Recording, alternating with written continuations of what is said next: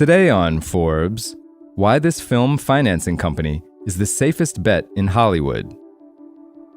There's a recurring nightmare for independent movie producers that plays out all too frequently. It's the weekend before a movie begins shooting on Monday, and the financial backing falls through. Suddenly, the entire production is in jeopardy. What do you do? Who do you call? Miguel Palos, Chief Operating Officer and co-founder of AGC Studios, says it's a bit like being, quote, left at the altar.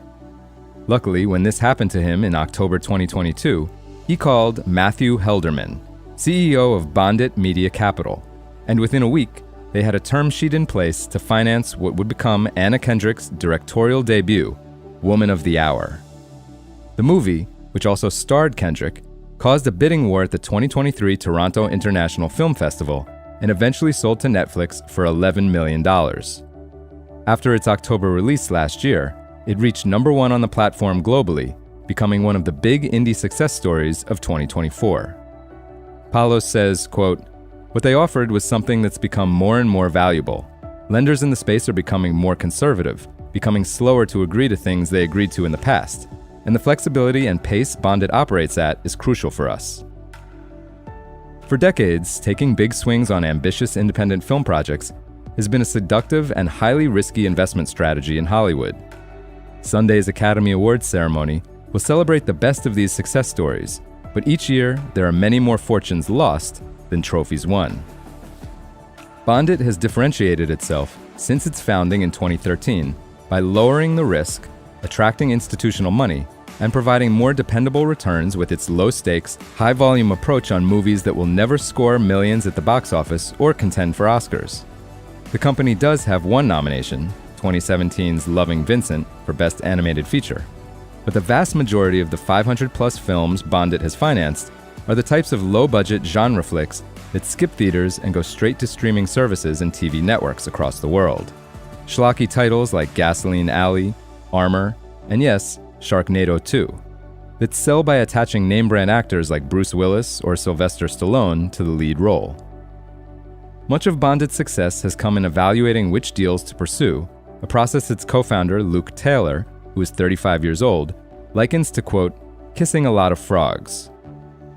The company builds its loans against predictable, projectable returns, such as the money a production receives back in tax credits for filming in a certain state or country, or its pre-sales in international markets.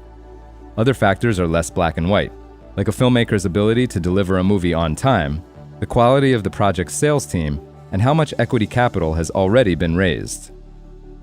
There's always risk in Hollywood, but because debt is always paid out first from a movie's so-called waterfall of revenue, before equity or participation partners, BondIt is first in line to recoup its money.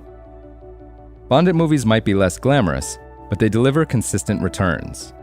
In any given 12-month window, BondIt invests in 50 or more films and turns over more than $100 million in capital, a metric the company measures as its revenue, writing off less than 1% in bad loans and delivering consistent 15 to 20% returns. Last year, the company backed a few projects that did far better. After pre-selling some international rights to help fund Woman of the Hour and landing the big sale to Netflix, the movie produced a 250% return on its production budget.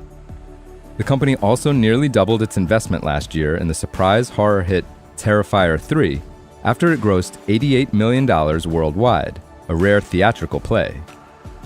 The results were so good that Helderman, BondIt's 36-year-old co-founder, is now considering new ways to evolve his core business model to allow for more upside. For full coverage, check out Matt Craig's piece on Forbes.com.